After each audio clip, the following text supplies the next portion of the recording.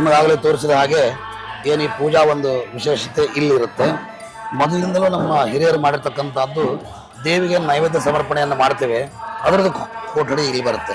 ಇದು ಸೀದಾ ಕೊಡುವ ಸ್ಥಳ ಅಂತ ಅದನ್ನ ಹೇಳ್ತೀನಿ. ಇದು ಸೀದಾ ಕೊಡುವ ಸ್ಥಳ ಅಂದರೆ ಇಲ್ಲಿ ಬರ್ತಕ್ಕಂಥ ಏನು ಭಕ್ತಾದಿಗಳೆಲ್ಲ ಬರ್ತಾರೆ, ಅವರು ಅಲ್ಲಿ ಉಲಿಪಿ ಅಂತ ಬರೆದಿದ್ದಾರೆ ನೋಡಿ. ಉಲಿಪಿ ಸೀದಾ ಅಂದ್ರೆ ಬೆಲ್ಲ, ಬ್ಯಾಳಿ, ಅಕ್ಕಿ, ಹಿಟ್ಟು. ಇದು ಉಲುಪಿ ಅಂತಾರೆ ನಮ್ಮಲ್ಲಿ. ಇಲ್ಲೆಲ್ಲ ಉಲುಪಿ, ಎಣ್ಣೆ, ತುಪ್ಪ.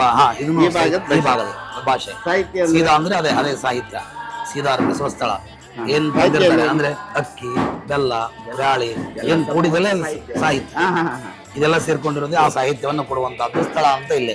ಯಾಕೆ ಇಲ್ಲೇ ಕೊಡ್ಬೇಕಂದ್ರೆ ಜಾತ್ರೆಯ ಒಂದು ಸಮಯದಲ್ಲಿ ಗದ್ದಲ ಇರುವ ಸಮಯದಲ್ಲಿ ನಾವೆಲ್ಲ ಬೇರೆ ಕಡೆ ಕೊಡ್ತೇವೆ. ಅದರದೆಲ್ಲ ಬೇರೆ ಕಡೆ ವ್ಯವಸ್ಥೆ ಮಾಡ್ತೇವೆ. ಈ ಸಮಯದಲ್ಲಿ ಸಾದಾ ಇದ್ದ ಸಮಯದಲ್ಲಿ ಮಾತ್ರ ನಾವಿಲ್ಲಿ ಕೊಡ್ತೇವೆ.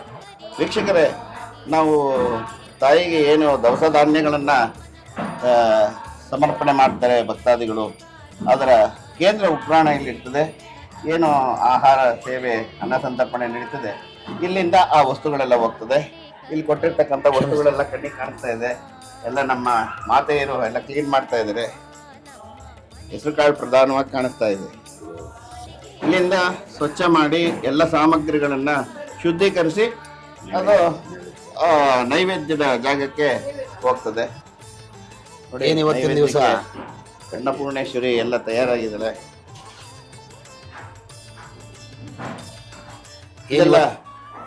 ಇವತ್ತಿನ ದಿವಸ ಅಮ್ಮನವರಿಗೆ ಮಹಾನೈವೇದ್ಯ ಅಂತ ಹೋಗುತ್ತೆ. ಪ್ರತಿನಿತ್ಯ ನಾವು ಕಟ್ಟಿಗೆ ಸೌದೆಯನ್ನು ಉಪಯೋಗ ಮಾಡುವಂಥ ಇದು ಒಂದು ಜಾಗ ಮಡಿಯಿಂದ ಆಗಬೇಕಾಗ್ತದೆ. ಆ ಭಗವತಿಗೆ ನಾವು ಏನು ಪ್ರಸಾದವನ್ನು ಸಮರ್ಪಣೆ ಮಾಡ್ತೇವೆ ಅದೆಲ್ಲ ಇಲ್ಲೇ ಆಗುತ್ತೆ. ಇವಳದು ವಿಶೇಷತೆ ಅಂದರೆ ಅವಳು ಪಾರ್ವತಿ ಅವತಾರದಲ್ಲಿದ್ದು ಕುಮಾರಿ ಇದ್ದಾಳೆ ಬನಶಂಕರಿ ನಮ್ಮಲ್ಲಿ. ಪ್ರತಿನಿತ್ಯನೂ ಆ ಮಹಾತಾಯಿಗೆ ಕಡಬೆ ನೈವೇದ್ಯ. ಪ್ರತಿನಿತ್ಯ ಯಾವುದು ಕಡುಬು ನೈವೇದ್ಯ, ಹೂರಣದಿಂದ ಮಾಡಿರುವಂತ ಕಡುಬು ನೈವೇದ್ಯ ಅದಾಗಲೇಬೇಕು. ಅದು ಬಿಟ್ಟು ಬೇರೆ ಮಾಡೋದು. ಹೂರಣದಿಂದ ಕಡುಬು ಏನ್ ಮಾಡ್ತಾರೆ ಆ ಕಡಬೆ ಅದರೊಳಗಡೆ ಸಕ್ಕರೆ ಎಲ್ಲ ತುಂಬ್ತಾರೆ. ನಮ್ ಕಡೆ ಮೈಸೂರು ಮಾಡಿರ್ತಕ್ಕಂಥ ಕಡುಬು ವೀಕ್ಷಕರೇ ಇಲ್ಲಿ ಪ್ರಧಾನ ಪ್ರಸಾದ. ತಾಯಿಗೆ ಪ್ರೀತಿಯಾಗಿರ್ತಕ್ಕಂಥ ನೈವೇದ್ಯ ಅಂದ್ರೆ ಕಡುಬು ನೈವೇದ್ಯ. ಆ ಕಡುಬು ನೈವೇದ್ಯ ನಾವು ಈ ಮಾಡ್ತೀವಲ್ಲ, ಮಾಡ್ಲೇಬೇಕು ಪ್ರತಿನಿತ್ಯ. ಇಲ್ಲೇ ಪಕ್ಕದಲ್ಲೇ ನಮ್ಮ ಮಡಿಯಿಂದ ಬರ್ಲಿಕ್ಕೆಲ್ಲ ಅನುಕೂಲ ಮಾಡ್ಕೊಂಡಿದ್ದೇವೆ. ಇಲ್ಲೇ ಸ್ನಾನಗೃಹಗಳೆಲ್ಲ ಇಲ್ಲೇ ಇರುತ್ತೆ. ಮುಗಿಸ್ಕೊಂಡು ಇಲ್ಲೇ ಮಡಿಯಿಂದನೇ ಬಂದು ನಾವು ಶುದ್ಧವಾಗಿ ಅದನ್ನ ಮಹಾಪ್ರಸಾದವನ್ನೆಲ್ಲ ಇಲ್ಲಿ ತಯಾರಿ ಮಾಡಿ ನಮ್ಮ ಸಮಯ 1:30 ಇರುತ್ತದೆ. ಆ ಸಮಯದಲ್ಲಿ ಮಹಾನೈವೇದ್ಯನ ನಮ್ಮ ಅರ್ಚಕ ಬಾಂಧವರೇ ಮಾಡಿ ಆಮೇಲೆ ಭಕ್ತಾದಿ. ಹೌದೌದು, ನಮ್ಮ ಅರ್ಚಕ ಬಾಂಧ ಇಲ್ಲಿ ಭಕ್ತಾದಿಗಳಿಗೆ ಇದು ಕೊಡಲ್ವಾ? ಇಲ್ಲಿ ಪ್ರಸಾದದ ವ್ಯವಸ್ಥೆ ಅಲ್ಲಿ ಬೇರೆ ಇರುತ್ತೆ. ಆದ್ರೆ ಇಲ್ಲಿ ಯಾರನ್ನೂ ಅಲ್ಲಿ ಬಿಟ್ಕೊಡೋದಿಲ್ಲ. ಈ ಪ್ರಸಾದ ಮಾಡ್ತೀವಿ. ಈ ಪ್ರಸಾದವನ್ನು ತಗೊಂಡೋಗಿ ನಾವು ಬಿಟ್ಟು ನೈವೇದ್ಯ ಆಗುತ್ತೆ. ಆ ಪ್ರಸಾದವನ್ನ ಅಲ್ಲೆಲ್ಲ ಏನ್ ಮಾಡಿರ್ತೀವಿ ಅಲ್ಲೆಲ್ಲ ಕಳಿಸ್ಬಿಡ್ತೀವಿ. ಅಲ್ಲೆಲ್ಲ ಪ್ರಸಾದವನ್ನ ಹಾಕ್ಬಿಟ್ಟು ನಾವೆಲ್ಲ ಭಕ್ತಾದಿಗಳು ಮಿಕ್ಸ್ ಮಾಡಿ ಊಟಕ್ಕೆ ಹಾಕುವಂತಹದ್ದು ಒಂದು ವ್ಯವಸ್ಥೆ. ಇದೇ ರೀತಿಯಲ್ಲಿ ಪ್ರತಿನಿತ್ಯನೂ ಮಾಡ್ತಾ ಬರ್ತೇವೆ. ಏನಿಲ್ಲ ತಯಾರಿಯನ್ನು ಮಾಡುವಂತಹದ್ದು ವಿಶೇಷತೆ ಇದೆ. ವರ್ಷದ 365 ದಿವಸ ಏನಾದ್ರು ಕೂಡ ಅಮ್ಮನವ್ರಿಗೆ ಅಡ್ಗೆ ಆಗ್ಲೇಬೇಕು. ಏಕಾದಶಿನೂ ಕಡಬಾಗಬೇಕು ನಮ್ಮಲ್ಲಿ. ಏಕಾದಶಿನೂ ಇದು ಬಹಳ ವಿಶೇಷ. ನೈವೇದ್ಯ ಇಲ್ಲ ಅಂತ ಹೇಳ್ತಾರೆ ಕ್ಷೇತ್ರದಲ್ಲಿ ನೈವೇದ್ಯ ಇರುವುದಿಲ್ಲ ಅಂತ. ನಮ್ಮಲ್ಲಿ ಇದೇ ತರ ವ್ಯವಸ್ಥೆ. ಶಿವರಾತ್ರಿಯಲ್ಲೂ ಕೂಡ ಕಡುಬು ನೈವೇದ್ಯ ಅವತ್ತು ಇಲ್ಲ. ಉಪವಾಸ ನಮಗೆ ದೇವತೆಗಳಿಗಲ್ಲ. ಒಪ್ತಕ್ಕಂಥ ಮಾತು ಇರುವಂತಹದ್ದು. ಕರ್ಮಾದಿಗಳೆಲ್ಲ ಇರುವಂತಹದ್ದು ಮನುಷ್ಯರಿಗೆ. ದೇವತೆಗಳು ನಾವೇ ಹಂಗ ಉಪವಾಸ ಇರ್ಲಿಕ್ಕೆ ಹೇಳ್ತೀವ್ರಿ. ಆ ಭಗವಂತ ಕೊಟ್ಟಿದ್ದು ಭಗವತಿ ಕೊಟ್ಟಿರೋದನ್ನೇ ನಾವು ಹೊಸ ವಿಚಾರ. ಮತ್ತೆ ಅದು ವಿಶೇಷ. ಏನೇನು ಆಹಾರಗಳು ತಿಂದಿರ್ತಕ್ಕಂಥದ್ದೆಲ್ಲ ಜೀರ್ಣ ಆಗ್ಲಿ, ಒಂದ್ ದಿವಸ ರೆಸ್ಟ್ ಸಿಗ್ಲಿ ಅಂತ ಏಕಾದಶಿ ನಾವೇ ಮಾಡ್ಕೋಬೇಕು. ಭಗವಂತ ಎಲ್ಲವನ್ನ ಸ್ವೀಕಾರ ಮಾಡ್ತಕ್ಕಂಥವನು, ಎಲ್ಲವನ್ನ ತಡ್ಕೊಳ್ತಕ್ಕಂಥ ಶಕ್ತಿ ಇದೆ ಅಂತಕ್ಕಂಥ ಭಾವನೆ ನಿಮ್ದು. ಹೌದು, ಖಂಡಿತ ಒಪ್ತಕ್ಕಂಥ ಮಾತು. ಅಂತ ಏನ್ ಮಹಾಪ್ರಸಾದವನ್ನ ಇಲ್ಲಿ ತಯಾರಿ ಮಾಡುವಂತಹದ್ದಿದೆ. ಬೇರೆ ಯಾರು ಇಲ್ಲ. ನಿಮಗೆ ಆಗಲೇ ಏನು ದೇವಸ್ಥಾನ ಟ್ರಸ್ಟ್ ಕಮಿಟಿ ಚೇರ್ಮನ್ ಹೇಳಿದ್ರು, ನಮ್ಮ ಅರ್ಚಕ ಬಾಂಧವರೇ ಅದನ್ನು ಇಲ್ಲಿ ತಯಾರಿ ಮಾಡುವಂತಹದ್ದು. ಸ್ವತಃ ಅವರೇ ಇಲ್ಲಿ ನೈವೇದ್ಯವನ್ನು ತಯಾರಿ ಮಾಡಿ ಅವರೇ ಮಡಿಯಿಂದ ಹೋಗಿ ಆ ಭಗವತಿಗೆ ಸಮರ್ಪಣೆ ಮಾಡುವಂತಹದ್ದು. ಏನು 6 ಕುಟುಂಬ ಅಂತಿದೆ, ಆ ಒಂದು ಇವತ್ತಿನ ದಿವಸ ಪೂಜೆ ಕುಟುಂಬದವರು ಇವರೆಲ್ಲ ಹೌದು. ಈ ನಮ್ಮ ಮಾತೆಯರು ಹೌದು. ಇವರೆಲ್ಲ ಆ ಕುಟುಂಬದ ಈ ಒಂದು ವರ್ಷದ ನಮ್ಮ ಪೂಜಾರ ಬಂಧುಗಳು ಇವರೆಲ್ಲ ಹೌದು. ಇವರುಗಳು ಈ ವರ್ಷದಲ್ಲಿ ಇರುವಂತಹವರು. ಹೀಗೆ ಪ್ರತಿ ವರ್ಷವೂ ಇರ್ತಾರೆ. ತೆಂಗಿನಕಾಯಿ ಇದೆ, ಭಕ್ತಾದಿಗಳು ಕೊಟ್ಟಿರ್ತಕ್ಕಂಥದ್ದು. ಅಕ್ಕಿಯ ಗಂಟಿದೆ, ಇದನ್ನೆಲ್ಲ ಬಿಚ್ಚಿ ಒಂದು ಇದನ್ನ ಮಾಡ್ಕೊಳ್ತಾರೆ. ಹೆಸರು ಕಾಳಿದೆ, ಮತ್ತೆ ತರಕಾರಿಗಳನ್ನೆಲ್ಲ ಕೊಟ್ಟಿದ್ದಾರೆ. ಅದು ಬಳೆ ಅದೆಲ್ಲ ಸೇರಿಸಿ ಉಡಿ ಪಾಕೆಟ್ ಎಲ್ರಿಗೂ ಕೊಡ್ತೀರಾ ಹುಡಿಗ? ಅವರೆಲ್ಲ ಕೊಟ್ಟಿರ್ತಾರೆ, ಭಕ್ತರು ಎಲ್ಲ ಕೊಟ್ಟಿರ್ತಾರೆ. ಹಾ ಹಾ ಹಾ ಭಕ್ತಾದಿಗಳೆಲ್ಲ ನಮ್ಗೆ ಇಲ್ಲಿ ತಂದು ಕೊಡ್ತಾರೆ. ಹಾ ಹಾ ಹಾ. ದೇವಿ ಹತ್ರ ಏನ್ ಸಮರ್ಪಣೆ ಮಾಡ್ತಾರೆ ಅದನ್ನೆಲ್ಲ ಇಲ್ಲಿ ತಗೊಂಡ್ಬಂದ್ಬಿಟ್ಟು ಇದು ಹುಡಿ ತುಂಬದಲ್ವಾ ಇದು? ಉಡಿ ಸಾಮಾನು ಅದು, ಉಡಿ ಸಾಮಾನು. ವೀಕ್ಷಕರೇ, ಅಮ್ಮನವ್ರಿಗೆ ಸಮರ್ಪಣೆ ಮಾಡಬೇಕಾದಂತ ಸಂದರ್ಭದಲ್ಲಿ ಬಳೆ ಮತ್ತೆ ಖರ್ಜೂರ, ಅಡಿಕೆ ಬೆಟ್ಟ, ಒಂದು ಅರಶಿನ, ಅಕ್ಕಿಯನ್ನ ಸೇರಿಸಿ ಉಡಿಯನ್ನ ತುಂಬತಕ್ಕಂಥದ್ದು ಅಮ್ಮನಿಗೆ. ಇಂಥದ್ದು 100 ಪ್ಯಾಕೆಟ್ ಇಲ್ಲಿ ಚೀಲದ ತುಂಬ ಇದೆ. ಈ ಥರದ್ದೆಲ್ಲ ಇದೆ ಇಲ್ಲಿ. ಇದನ್ನೆಲ್ಲ ಎಲ್ಲ ಹೆಣ್ಮಕ್ಳು ಕ್ಲೀನ್ ಮಾಡಿ ದೇವಿಯ ಸೇವೆಯನ್ನು ಮಾಡ್ತಾ ಇದ್ದಾರೆ. ಅಕ್ಕಿ ಅದು ಏನಿಟ್ಟದು ಹಿಟ್ಟು ಯಾವ್ದದು? ಗೋಧಿ ಹಿಟ್ಟು.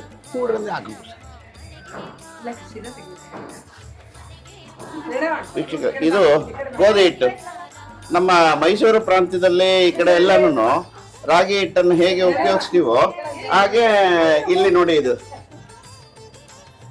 ಗೋಧಿ ಹಿಟ್ಟು. ಮತ್ತೆ ಜೋಳದ ಹಿಟ್ಟು ಬರ್ಬೋದು ಅನ್ಸುತ್ತೆ ಈ ಕಡೆ ಎಲ್ಲ. ಜೋಳದ ಹಿಟ್ಟು ಇರೋದಿಲ್ಲ, ಯಾಕಂದ್ರೆ ತಾಯಿಗೆ ಕಡುಬು ಕೊಡ್ತಾರೆ ಅನ್ನೋ ಮನೋಭಾವನೆಯಿಂದ ಹಾ, ಗೋಧಿ ಹಿಟ್ಟನ್ನೇ ಹೆಚ್ಚಿಕೊಡೋದು. ಗೋಧಿ ಹಿಟ್ಟು, ತುಪ್ಪ. ವಿಶೇಷವಾಗಿ ಇಲ್ಲಿ ಹೌದು ಹೌದು, ತುಪ್ಪ. ಆಗಲೇ ಹೇಳಿದಾಗೆ ಈ ಬಾದಾಮಿ ಈ ಕಡೆ ಎಲ್ಲರೂ ಈ ಉತ್ತರ ಕರ್ನಾಟಕದಲ್ಲಿ, ಉತ್ತರ ಕರ್ನಾಟಕದಲ್ಲಿ, ಇದೆ. ಮೈಸೂರು ಕರ್ನಾಟಕದಲ್ಲಿ ನಮ್ಗೆ ರಾಗಿ ಬೇರೆ ಬೇರೆ. ಹೌದು ಹೌದು. ಅಲ್ಲಿ ಇಲ್ಲ ಗೋಧಿ ಹಿಟ್ಟು ಮತ್ತು ಗೋಧಿ ಹಿಟ್ಟನ್ನು ಉಪಯೋಗಿಸ್ತೀರಿ. ಅಕ್ಕಿ, ಬೆಲ್ಲ. ಈ ಕಡೆ ಬೆಲ್ಲ ಇದೆ ಇಲ್ಲಿ. ಇನ್ನು ಇವೆಲ್ಲ ಸಣ್ಣ ಸಣ್ಣ ಪ್ಯಾಕೆಟ್ ಅಕ್ಕಿ ಎಲ್ಲ ಇದೆ, ಬಿಡಿಸ್ಬೇಕು. ಬೆಲ್ಲ. ವೀಕ್ಷಕರೇ, ಇಲ್ಲಿ ತಾಯಿಗೆ ನೈವೇದ್ಯವನ್ನು ಮಾಡಲಿಕ್ಕೆ ಇಷ್ಟು ಸಿಬ್ಬಂದಿ ವರ್ಗದವರು ಶ್ರಮಪಟ್ಟು, ಸಿಬ್ಬಂದಿ ಅಂದ್ರೆ ನಮ್ಮ ಅರ್ಚಕ ಬಾಂಧವರೇ, ನೈವೇದ್ಯಕ್ಕೆ ಏನು ಬೇಕೋ ಅದನ್ನೆಲ್ಲ ಸಿದ್ಧತೆ ಮಾಡ್ತಕ್ಕಂಥ ನಮ್ಮ ಕುಟುಂಬದ ಹೆಣ್ಣು ಮಕ್ಕಳು. ಇವರು ಬೆಳಗ್ಗೆ ನೀವು ಎಷ್ಟು ಗಂಟೆಗೆ ಇಲ್ಲಿಗೆ ಬರ್ತೀರಿ? ಏನು ನಿಮ್ಮ ದಿನನಿತ್ಯ ಚರಿ ಹೇಗಿರ್ತದೆ? 5 ಗಂಟೆಗೆ ಬೆಳಗ್ಗೆ 5 ಗಂಟೆಗೆ ಬರ್ತೀರಿ. ಬಂದು ಇಲ್ಲಿ ಮತ್ತೆ ಸ್ನಾನ ಮಾಡಬೇಕಾ ಅಥವಾ ಮಾಡಿ ಬಿಟ್ಕೋಬೇಕಾ? ಹಳಿ ರಂಗೋಲಿ ದೇವಿದೆಲ್ಲ ಅಲಂಕಾರಕ್ಕೆ ಇದನ್ನ ಗಂಡಸರು ಮಾಡ್ತಾರೆ. ನಾಲ್ಕಿದೆಲ್ಲ ಸೇವಾ ಮಾಡ್ತಾರೆ. ತಳಿ ರಂಗೋಲಿ ಹಾಕೋದು. ಆಮೇಲೆ ನಮ್ದೆಲ್ಲ ಇಲ್ಲಿ ಒಳಗೆ ಬಂದು ದೇವಿ ಪ್ರಸಾದಕ್ಕೆಲ್ಲ ರೆಡಿ ಮಾಡಿ ಒಳಗಡೆಯಿಂದನೇ ನೀವು ಕೆಲಸ, ಆಚೆ ಕಡೆಯಿಂದ ಕೆಲಸ ಮಾಡಿಕೊಂಡು ನೀವು ಇಲ್ಲಿ ಒಳಗಡೆ ಬರಬೇಕು. ಒಳಗಡೆ ಬರ್ತೀವಿ. ಬಂದು ಮಡಿ ಉಟ್ಕೊಂಡು ಆಮೇಲೆ ಪ್ರಸಾದ ಮಾಡ್ಕೊಂಡು, ಪ್ರಸಾದ ಶಾವಿಗೆ ಪಾಯಸ ಮತ್ತು ಸತ್ಯನಾರಾಯಣ ಪ್ರಸಾದ ಇವೆರಡು ಸಜ್ಜಿಗೆ ಬೆಳಗ್ಗೆ ಪ್ರಸಾದ. ಸಜ್ಜಿಗೆ ಶಿರಾ ಶಿರಾ ಶಿರಾ ಮಾಡಿಕೊಂಡು ಬೆಳಗ್ಗೆ 9ಕ್ಕೆ ನಾವು ಪ್ರಸಾದಕ್ಕೆ ರೆಡಿಯಾಗಿ ತಗೊಂಡು ಹೋಗ್ತೀವಿ.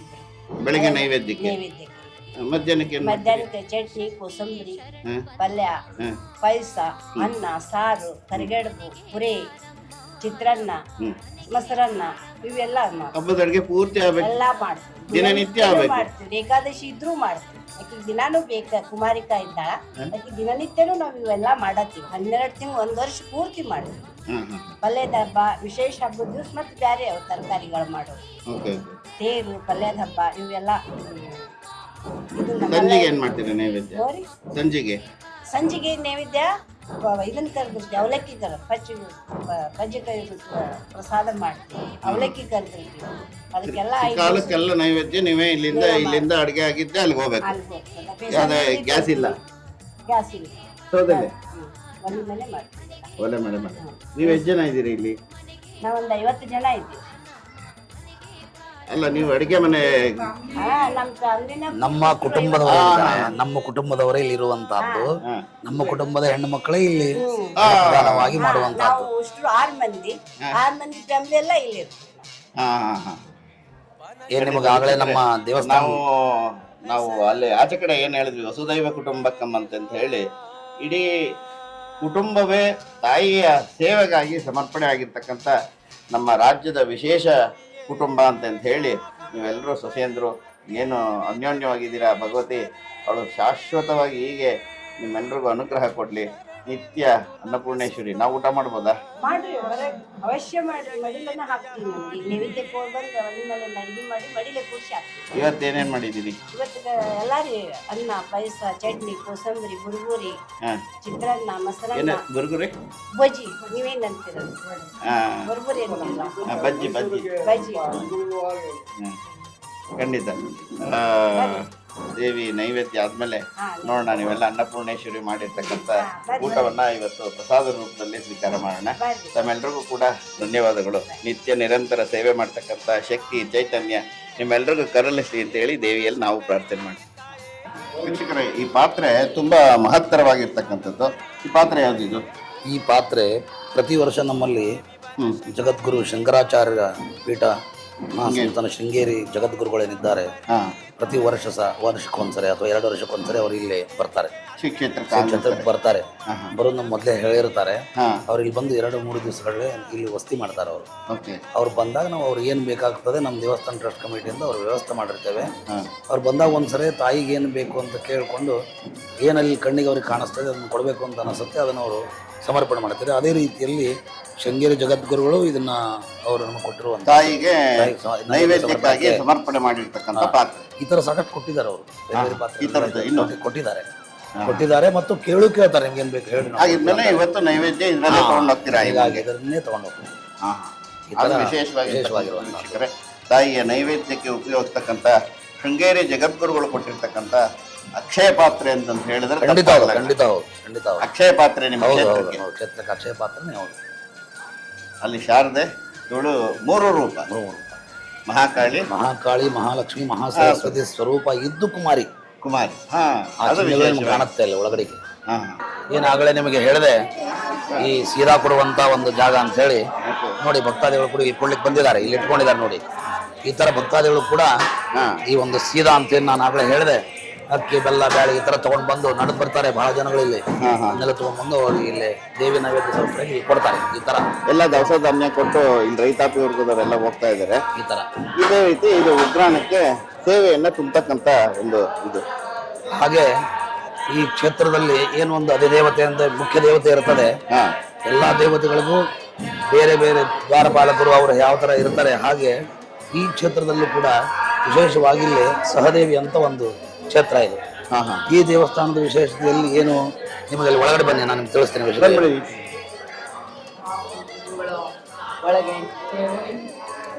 ಸಹದೇವಿ ಅಂತ ಈ ಒಂದು ದೇವಸ್ಥಾನ ಇಲ್ಲಿ ಸುಮಾರು ವರ್ಷಗಳಿಂದ ಈ ಸ್ಥಾಪನೆ ಆಗಿರುವಂಥ ದೇವಿ. ಇಲ್ಲಿ ಎಷ್ಟೋ ವರ್ಷಗಳ ಹಿಂದೆ ನೀವು ಕೇಳಿರಬಹುದು ಕಂಚಿ ಪರಮಾಚಾರ್ಯರು ಅಂತ. ಹೌದು, ನಡೆದಾಡುವ ದೇವರು. ಹೌದು, ಈಗ ಹಿಂದಿರುವಂತಹ ದೇವರಲ್ಲ, ಹಿರಿಯ ಸ್ವಾಮಿಗಳಂತ ಹಿಂದ್ಗಡೆ ಚಂದ್ರಶೇಖರೇಂದ್ರ ಮಹಾಸ್ವಾಮಿಗಳಂತ ಏನು ನಡೆದಾಡೋ ದೇವರಂತಿದ್ರು. ಹೌದು, ಅವರು ಒಂದ್ಸರಿ ನಡೆದು ಪ್ರತಿಯೊಂದು ದೇವಸ್ಥಾನವನ್ನ ಸಂದರ್ಶನ ಮಾಡ್ತಾ ಹೋಗ್ತಾ ಬಂದರು.